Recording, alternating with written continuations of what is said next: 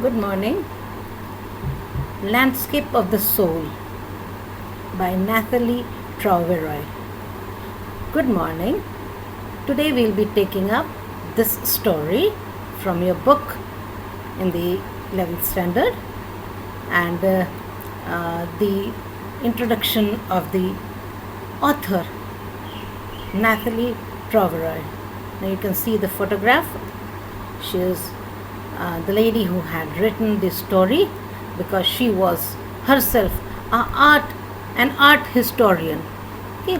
She was the wife of Belgian ambassador to India, and she was fascinated by India, and she had written the book in pictures, which is a beautiful translated form of City of Jinns, which was written by William Dalrymple. She had done her master's in art and archaeology with a specialization in the Japanese art from the Catholic University of Louvain in Belgium. And she has written many art books. She was interested in art, and it was written in many languages. She was a wonderful author.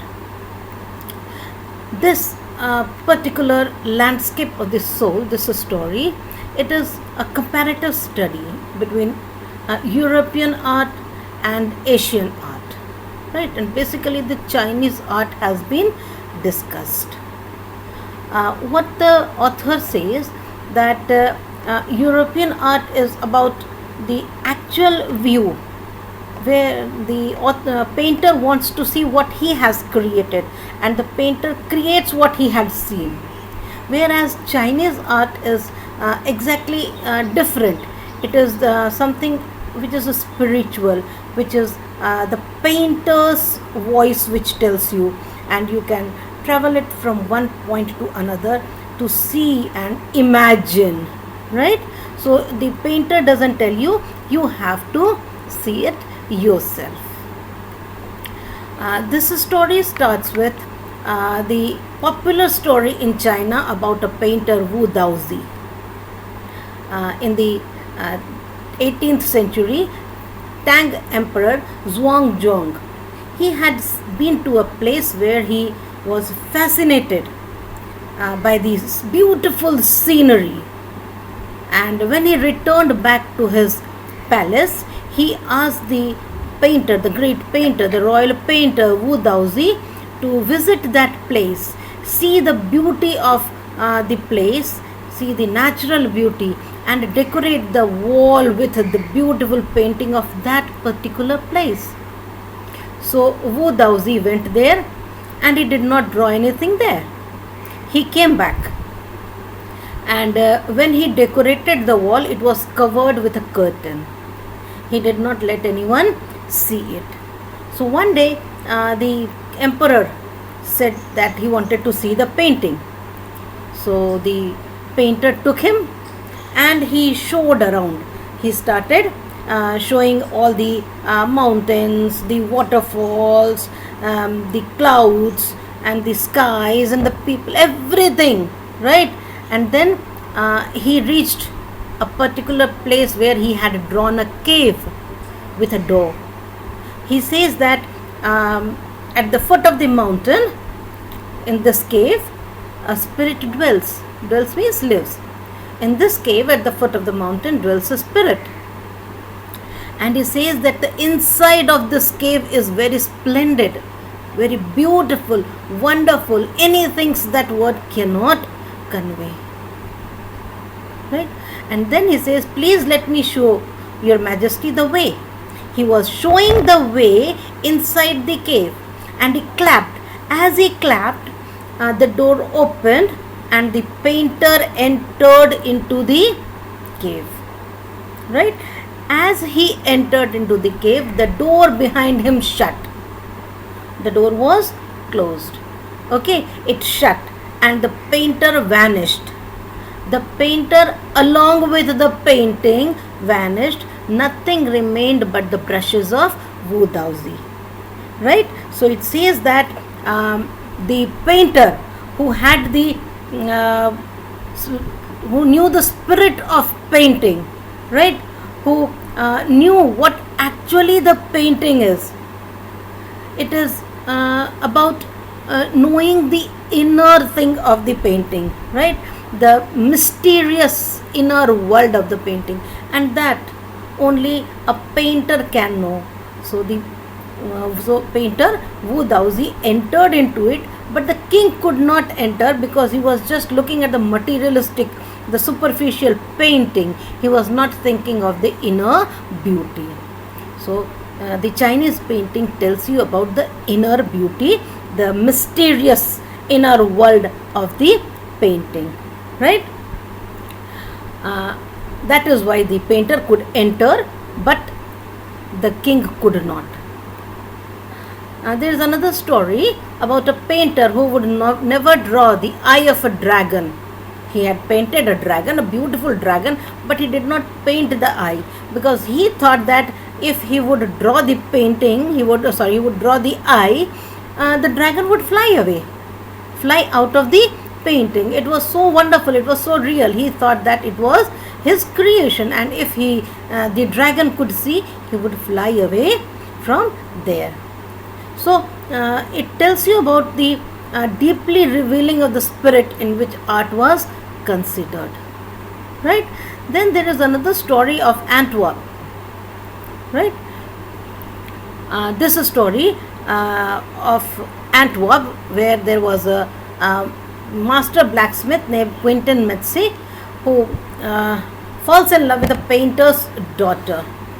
Okay, the painter's daughter was beautiful and he falls in love with the painter's daughter, but as he was a blacksmith, as it happens, the painter was not ready to marry off his daughter to a person who was not in a good profession. So what Quentin did was that he sneaked into the painter's studio and painted a fly on his latest panel. He was making a beautiful painting, and on that painting Quentin drew a fly. He painted a fly, and it was such a reality that the painter, he wanted to swat it, right, to kill the fly. And then he realized that it was not a real fly, it was the painting. And when he knew who had painted it, he was ready to marry his daughter to the blacksmith, right? So this was the power of painting. There is a comparison, or you can say contrast, between the European art and the Chinese art.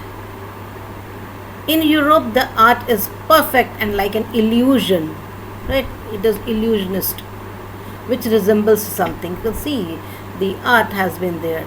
You can see this is a painting, but it looks so real. It resembles something. Whereas in Asia, the art gives an essence of inner life and spirit.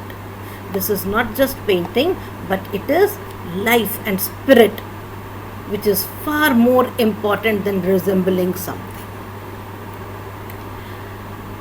As in the Chinese story, the artist reveals the true meaning of his work to the emperor, who rules over his territory but didn't know the way within. We have seen the story of Wu Daozi, right? He asked the king to come inside, but the king did not know the way, right? He did not know the way inside because it was only the painter who knew the way inside, right? The emperor only saw the outer appearance of the wall painting. The work was mysterious, and Dao, which means something which has both parts, is what the artist did, right? As the painting was gone after the artist reached the caves, the motive was fulfilled that some work is beyond material appearance. It tells you about the importance of the art and the artist. It does not tell you about the superficial appearance, the outer appearance of the painting.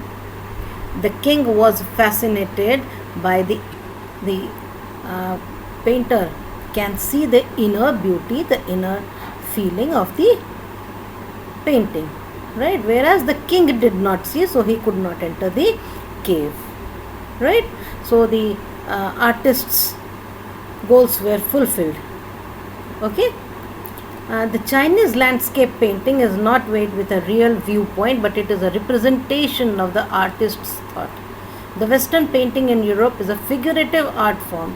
Figurative art form is figures are made.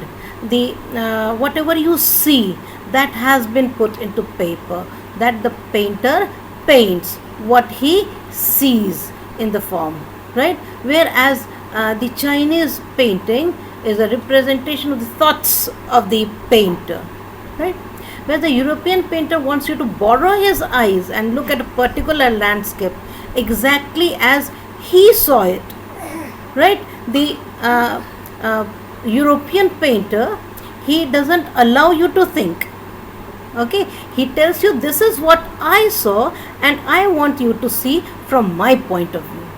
Whereas the Chinese painter, he doesn't have a single viewpoint. He tells you go search, find, okay, it is yours, you can see from one point to another, right?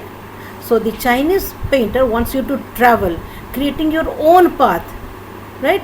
And then when you come out of the painting, you are very relaxed because you have seen it through your eyes. You have interpreted the painting according to your own thoughts, not on the thoughts of the painter. So this is a major difference between the European painting and the Chinese painting. Now there are many ways of painting. Earlier there was an horizontal scroll, okay, where the painting was from one point to another. It was a scroll rolled, okay, it was opened part by part, okay. So you had to move from one point to another, from one side to the other side, and it was used to create a dimension which no other art form had ever followed. But the Chinese art form followed this horizontal scroll form of painting, right? This is both, it says it requires both mental and physical participation of the viewer. That means you have to move from one place to another. You can't see the painting just by standing in front of it. You have to move from one point to another, and then mentally you have to calculate how the painting is related from one point to another. You have to think on your own, right? The Chinese painter wants you to enter his mind and see the painting from his thoughts. He doesn't tell you this, see, this is what I have drawn. No, this is what I think that I have drawn, and you can conclude it if you go through the painting, right? The landscape created by Chinese artists is spiritual, inner, and of conceptual or abstract space. There is so much of blank spaces in the Chinese art, the white spaces, right? These white spaces, the abstract spaces, are of very much importance, okay. That is called the void, okay. San Shui, it is a Chinese concept of art which means mountain water, and when we both put it together, it means landscape, okay. Now the emperor may rule over the territory he has conquered, but only the artist knows the way within. As in Du Waozi, the case, we saw the painter entered into the cave, but the king could not. So the landscape is an inner one, a spiritual and conceptual space. Landscape, that is mountain water, okay, that is an inner one, a spiritual one, the painting, and the conceptual space, okay, the blank spaces in the painting, that is very, very important. The Taoist view is also discussed in the chapter. Taoist view is about yin and yang. This you must have seen this picture very often.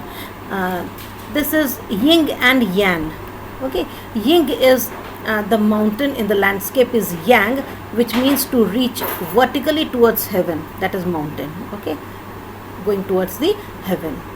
It is stable, warm, and dry in the sun.